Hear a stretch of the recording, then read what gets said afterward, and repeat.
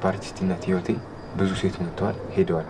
እንዳንቺ ግን ልቤ ውስጥ የከበረች ሴት ኖራ አታውቅም። ዳኒ በጣም አፈቅራለሁ። እኔም የኔ ማር አፈቅርሻለሁ። ትወደኛለህ አይደል? አፈቅርሻለሁ ነፍሴንም ቢሆን። የስልክሽን ድምፅ ስንቴ ነው ቀንሽ ያልኩሽ? እኔ እኮ ቀንሰዋለሁ። ያው ሌሊቱ ሙሉ እንቅልፌ ስለማይመጣ ስነካካው እየጨመርኩት ነው። ማን የደወለው? አይ የክላስ ልጅ ነው። ሄሎ ምን አልክ? ጆሲ ለምንድን ነው አንቺ ስልክ ላይ የሚደውለው? እኔ አላውቅም።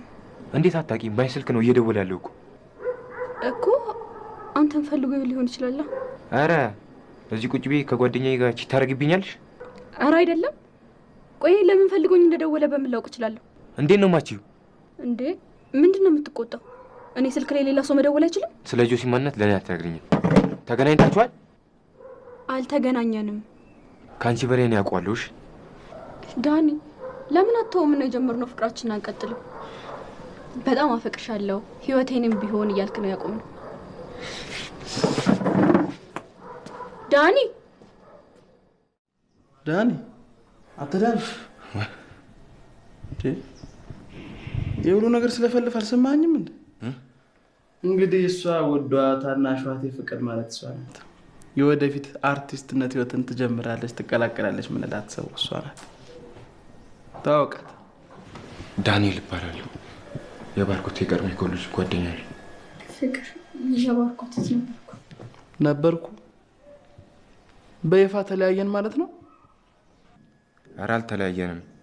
ያው ለትንሽ ጊዜ የሥራው ባህሪ ነው። ምንድነው የምታወራው እንዴ? የመጀመሪያው እኮ ሴት ማለት እሷ ናት። እህቱ ነበርኩ ብላ የምታስተዋውቅ።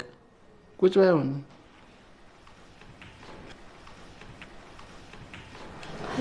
እኔ ልግባ እንዴ? ተጫውቱ እንጂ ተጫውች። ቤቲ በቃ ነው እንዴት እንዴ? ምን ሆነ? አድራለሁ ብለሃል እንዴ? መጣሁ እኔ መጣሁ በቃ። እንዴ አድራለሁ እንዴ? ምን ሆነ ነው እንደዚህ የምትደነባበረው? ይኸውልህ ቤኪ ሳላገኝ አልሄድም ብዬ እንጂ እዛ ክሩ ተሰብስቦ እየጠበቀኝ ነው። ከክሩ ተለይቼ እነሱ ትተውኝ ሄደዋል። አንተ ጋር ላድር ነው የመጣሁት። እባክህ ቤኪ አታስጨንቀኝ። ኧረ እባክህ አትጨናነቅ። በቃ እዚህ ፈታ ብለህ ታድራለህ። ሰሞኑን እንገናኛለን ቤኪ። ዳኒ እሺ ቆይ ልሽ